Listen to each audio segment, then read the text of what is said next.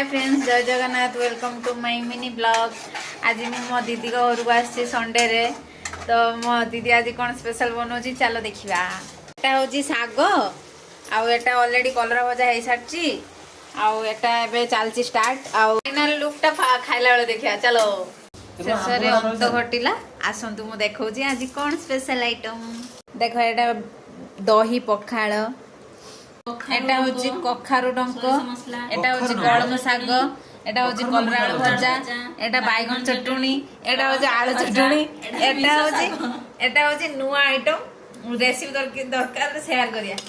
एटा होची उड़िया मानकर सबटु फेवरेट आंबुल जगटा एबे हमें खाइबो ठीक अछि सब अछि तरकारी साग किंतु नै कलम साग